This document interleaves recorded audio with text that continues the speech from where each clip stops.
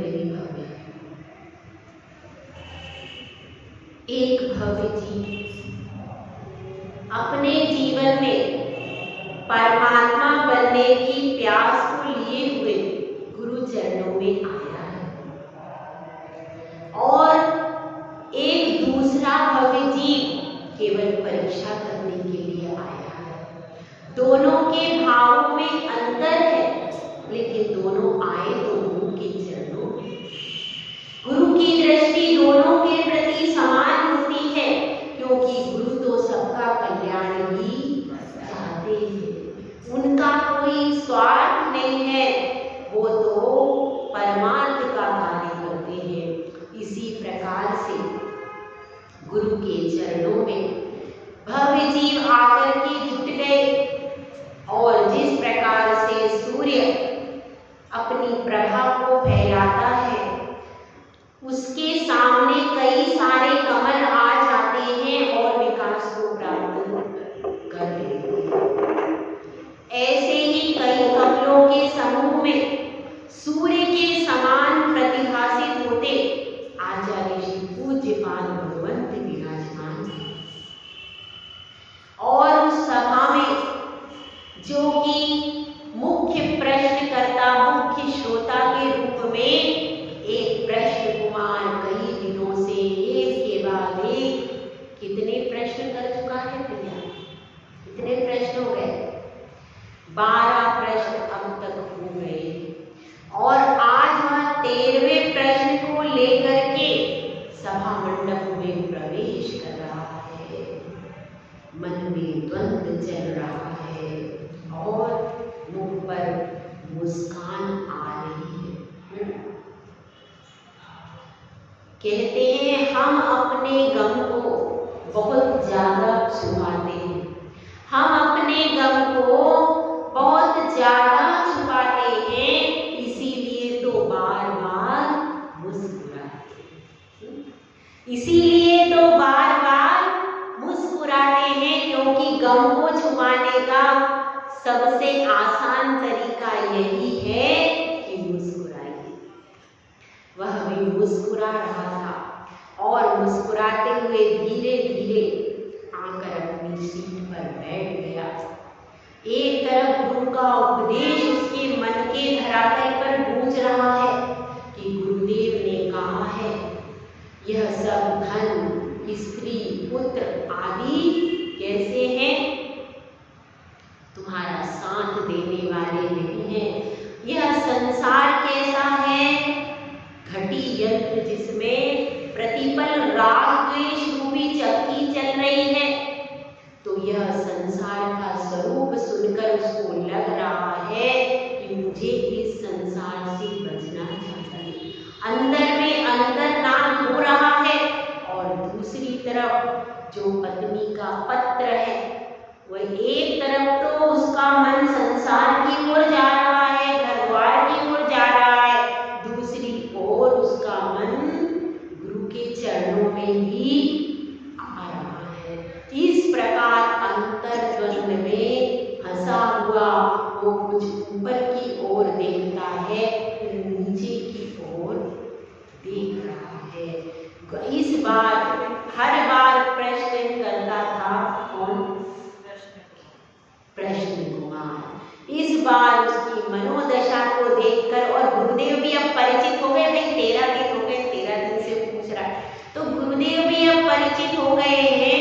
तो गुरुदेव कहते हैं, हे प्रश्न कुमार, तुम कहते थे ना विपत्ति कैसी होती है, आज मैं तुम्हारी विपत्ति को तुम्हारे सामने ही बता देता हूँ कि देखो, तुम बड़े अंतर्द्वंद में फंसे हुए हो। घर से बार बार संदेशे आते जा रहे हैं।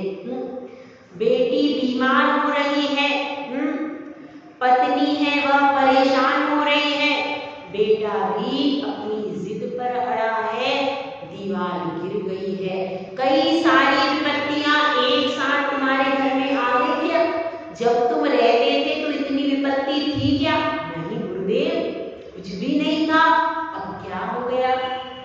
एक के बाद एक विपत्ति आ रही है कि नहीं? वह कहता है कि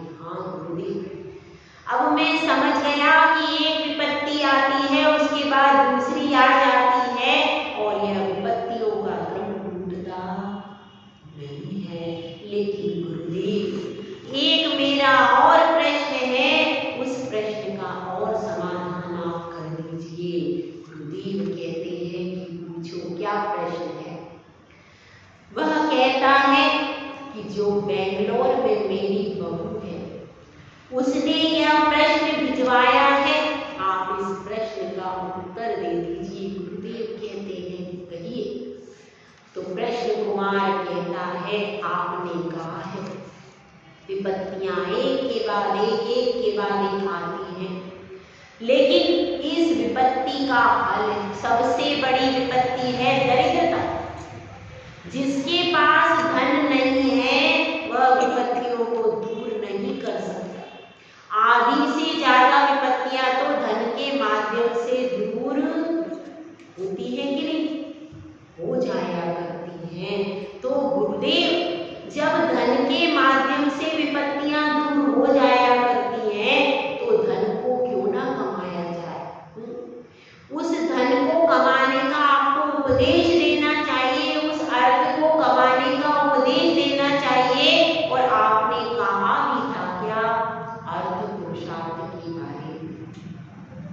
तो आप ऐसा कहते हो तो धन क्यों नहीं कमाना चाहिए, क्योंकि आपने विपत्तियों की बात कही तो विपत्ति को संपत्ति से ही दूर किया जा सकता है। देखिए स्वर्ग में विपत्तियां कम है कि नहीं, उनको रोग की विपत्ति नहीं है, उनको दरिद्रता की विपत्ति नहीं है, उनको शोक की विपत्तियां नहीं है। कब तक, जब तक स्वर्ग में रहते तब तक तो ये सब विपत्तियां वहां काम करती, वहां किसकी दिवाली नहीं, हाँ तो ये सब कुछ नहीं हो। किसकी बेटी बीमार हो रही, किसका बेटा उधम कर रहा है, वहां पर तो कुछ है नहीं। अपने भोग आराम से रहो। तो वहां पर तो ये सब विपत्तियां दिखाई नहीं दे रही। भोग भूमि में कौन सी विपत्ति है, वहां पर तो कल्प वृक्षों से फल ले लेते हैं और आनंद से रहते, सारे भोगों की सामग्री है, वहां पर कौन सी विपत्ति है। सर्वार्थ सिद्धि में कौन सी विपत्ति है। तो इन सब जगहों पर तो विपत्ति का कोई तांडव नृत्य हो ही नहीं रहा। तो इसलिए मैं समझता हूं कि आपको इस वक्तव्य में यह ऐड करना चाहिए, जहां पर संपत्ति है वहां पर विपत्ति नहीं। गुरुदेव के इस प्रश्न का उत्तर इस प्रकार से देते। देखिए, दुर्जयेना सुरक्षेण नश्वरेण धनादिना स्वस्थं जन्यं स्वस्थं मन्यं जनः कोपि ज्वरवानिव सर्पिषाम्।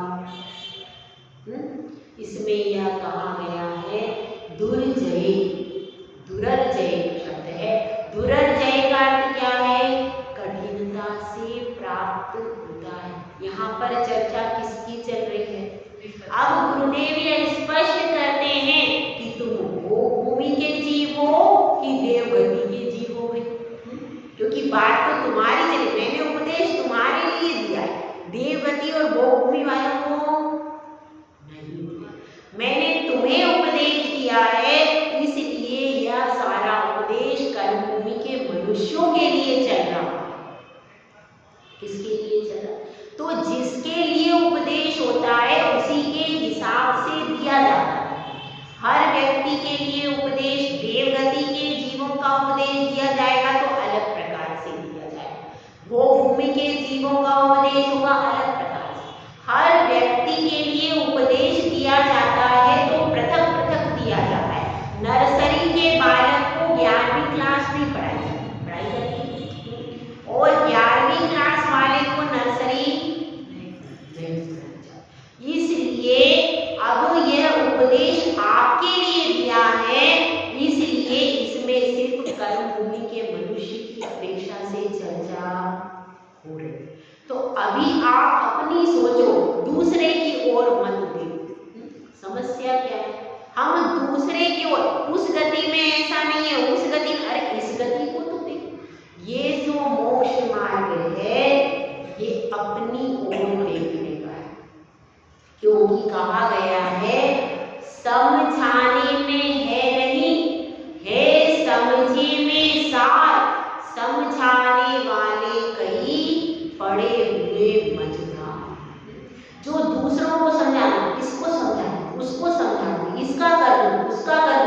यही करने के चक्कर में अपन लोग पंचम काल में आ गए।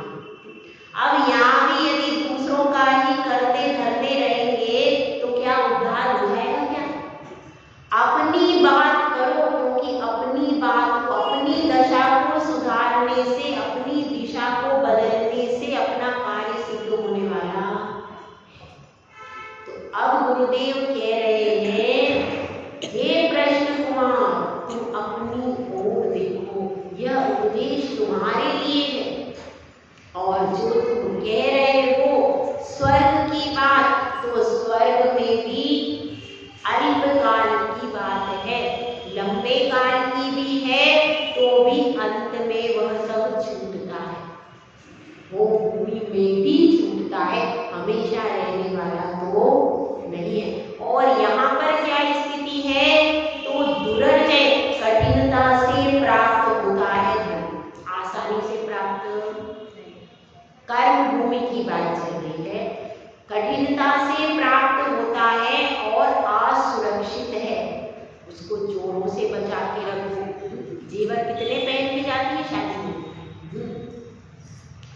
शादी में पहन के जाओ, घूम जाए तो झंझट, और फिर पहन के जाओ तो फिर भी झंझट। उसको संभाल के रखने का कितना विकल्प होता है? संभाल के रखना है, लॉकर में रखना है, बैंक से निकालना है, फिर बैंक में जाके रखना है। रास्ते में भी डर कि कहीं कोई बैग पार नहीं करना है, कोई पीछे तो नहीं लग जाए। ट्रेन में भी पूरे बैग में से निकाल लेते लोग, हाँक लेते, ऐसा कई बार हो चुका। तो उस धन की सुरक्षा करना कठिन है कि नहीं? बहुत कठिन। सुरक्षित भी नहीं रहता सुरक्षा करने के बाद भी। और दुर्जय न सुरक्षित नश्वरेण धनादि, और फिर भी नष्ट हो ही जाता है। धन है, जेवर है आदि। और स्वस्थम मन्यः जनः कोपि, जो जन स्वस्थ है वह अपने आप को स्वस्थ मानता है। कोई जन किस प्रकार से? कोई व्यक्ति है वह क्या करता है? उसको बुखार आया। कौन सा बुखार आया? बुखार जिसको आया है वह सरपिशा, सरपिशा का अर्थ होता है घी, घी को पी लेता है। ज्वर वाले यानी बुखार से पीड़ित है, सरपिशा यानी घी को पी लेता है। और स्वस्थम मन्यः जना, और अपने आप को क्या मान रहा है? कि मैं स्वस्थ हो गया। क्या वो स्वस्थ हुआ क्या? वह स्वस्थ हो पाया क्या? बुखार वाला व्यक्ति यदि घी पी लेगा तो स्वस्थ होगा या अस्वस्थ होगा? अस्वस्थ हो जाएगा, बीमार हो जाएगा। तो इसलिए जो ऐसा मानता है कि मैंने क्या कर लिया, घी पी लिया और मैं स्वस्थ हो गया, तो ये उसका भ्रम है कि नहीं? इसी प्रकार से कोई व्यक्ति यदि धन के द्वारा स्वयं को सुखी मानता है तो यह उसका भ्रम है। धन के होने के बाद भी विपत्तियां चालू ही रहती हैं, विपत्तियां खत्म नहीं। इसलिए एक छोटा सा भजन है कि मैं मंदिर जाने के लिए निकली, तो क्या हो गया? सुनाए ना भजन? इतने में आते हैं संकट हजार। मैंने सोचा मंदिर में जाऊं, मंदिर में जाके पूजा रचाऊं। सोचते सोचते आ गया बुखार, उसमें भी आते हैं संकट हजार। 3 बार भोजन बजने एक बार, उसमें भी आते हैं संकट हजार। मैंने सोचा चौका लगाऊंगी, चौका लगा के आहार कराऊंगी। सोचते सोचते हो गया बिहार, उसमें भी आते हैं संकट हजार। मैंने सोचा